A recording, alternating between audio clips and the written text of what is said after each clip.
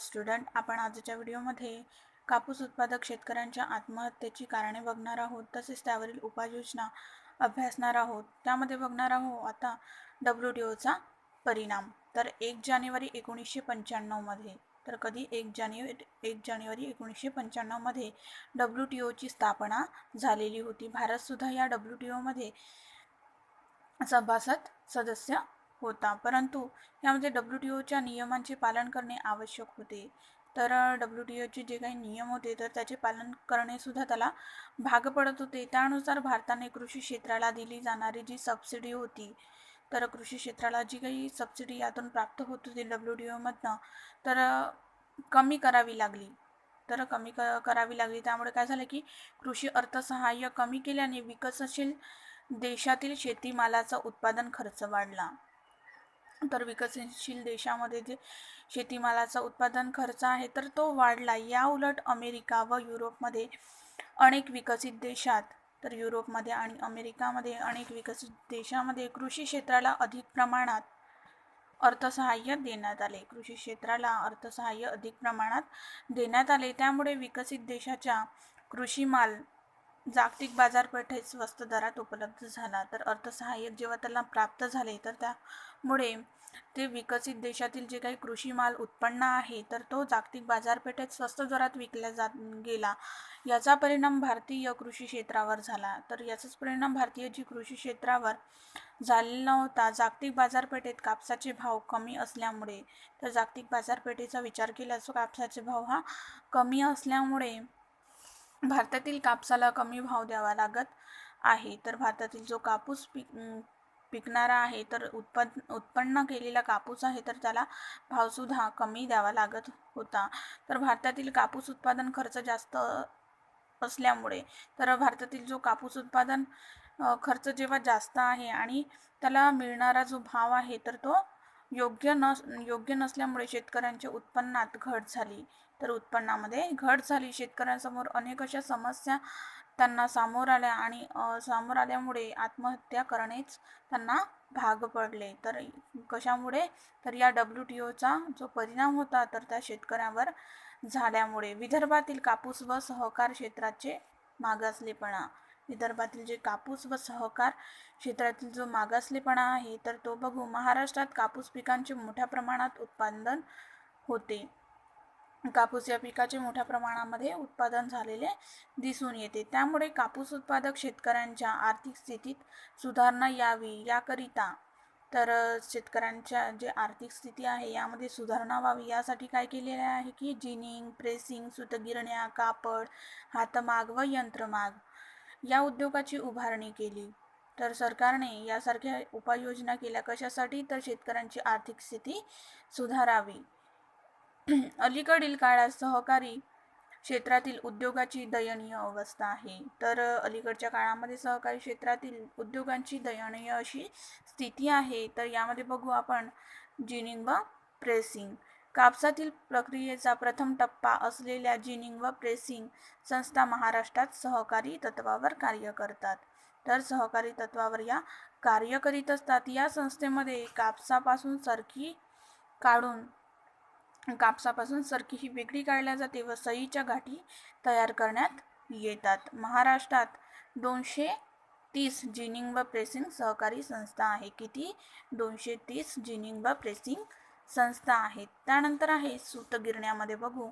कापसावर प्रक्रिया करून सूत तयार करण्यासाठी सूतगिरण्यांची आवश्यकता असते. कशासाठी, तर कापसावर प्रक्रिया केली जाते आणि सूत तयार केला जाते.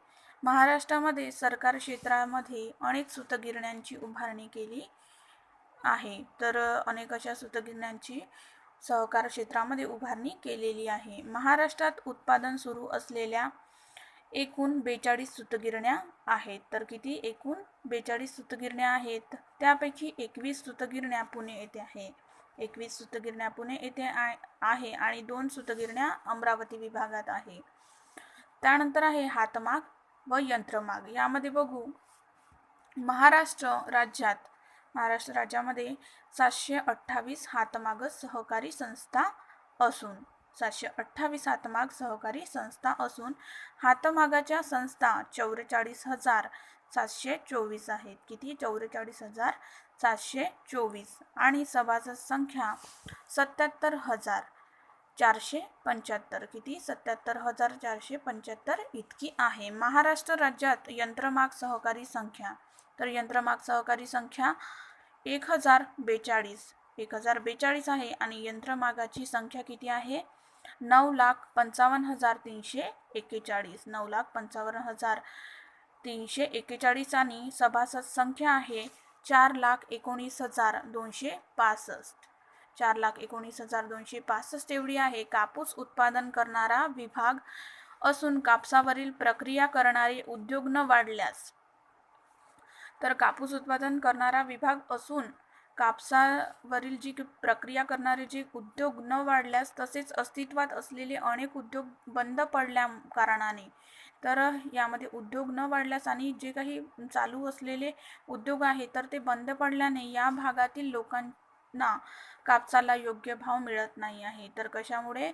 तर जे काही उद्योग चालू होते ते बंद पडल्याने आणि उद्योग न वाढल्यामुळे कापसाला योग्य तो भाव प्राप्त होत नाही आहे. त्यामुळे पश्चिम विदर्भातील शेतकऱ्यांच्या आर्थिक परिस्थितीत सुधारणा घडून आलेली नाही. याच कारणाने शेतकऱ्यांची जी परिस्थिती आहे तर ती आर्थिक परिस्थिती सुधारलेली नाही. त्यावरील उपाययोजना बघू.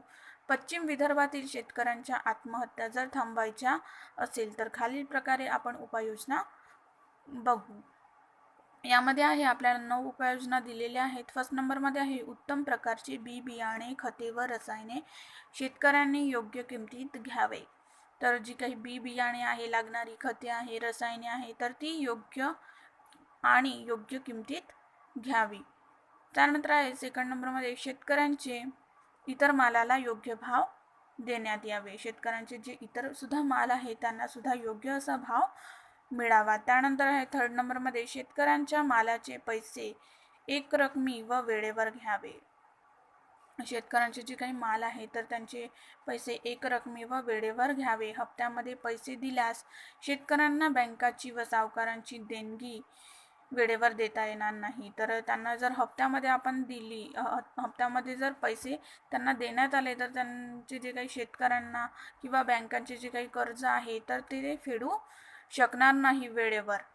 त्यानंतर आहे चौथ्या नंबरमध्ये, फोर्थ नंबरमध्ये शेतकऱ्यांना सिंचनाची आधुनिक सामग्री योग्य दरात उपलब्ध करून घ्यावी. शेतकऱ्यांना जे काही सिंचनाची आधुनिक सामग्री आहे तर ती योग्य दरात उपलब्ध करून द्यावी, जेणेकरून योग्य त्या प्रकारे शेतीला मदत होऊ शकेल. त्यानंतर आहे फिफ्थ नंबरमध्ये शेतीमध्ये आधुनिक तंत्रज्ञानाचा वापर करावा. तर आधुनिक जी काही तंत्रज्ञानाची साधन सामग्री निघालेली आहे तर त्या आधुनिकतेचा वापर, आधुनिक साधन सामग्रीचा वापर त्यांनी करावा. तसेच आधुनिक तंत्रज्ञानाचा प्रचार प्रसारही करावा. सिक्स्थ नंबरमध्ये आहे कापसावर आधारित प्रक्रिया उद्योग, तसेच जिनिंग, प्रेसिंग, सूतगिरण्या उभारणी करून त्यामध्ये शेतकऱ्यांना सहभागी करावे.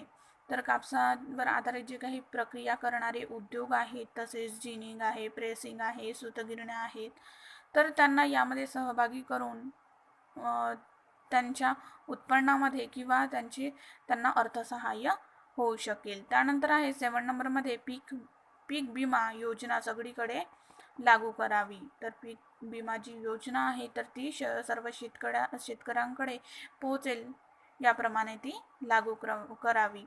त्यानंतर आहे 8 नंबरमध्ये विदर्भातील ग्रामीण भागात दळणवळणासाठी रस्ते करणे आवश्यक आहे. तसेच विदर्भातील ग्रामीण जे शेतकरी आहे तर त्यांना दळणवळणाची योग्य अशी सोय करून द्यावी, रस्ते योग्य करावे, ज्यामुळे दळणवळण करणे त्यांना सोपी जाईल. त्यानंतर आहे 9 नंबरमध्ये पश्चिम विदर्भातील शेतकऱ्यांनी, पश्चिम विदर्भामध्ये जे काही शेतकरी वर्ग आहे तर पर्यायी पिके शोधणे आवश्यक आहे. त्यांना पर्यायी जी पिके घेता येईल त्यांचा त्यांनी शोध घ्यावा. जसे की कापसाच्या ऐवजी सोयाबीन व रब्बी हंगामात, तसेच सोयाबीन आणि रब्बी हंगामात गहू, हरभरा इत्यादींची पिके त्यांनी घ्यावी.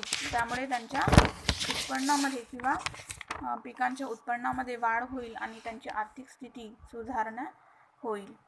अशा पद्धतीने आपण विदर्भातील कापूस जे उत्पादक शेतकरी आहेत त्यांच्या आत्महत्येची कारणे जाणून घेतलेली आहे आणि ते थांबविण्यासाठी ज्या उपाययोजना आहेत तर त्या बघितलेल्या आहेत. थँक्यू.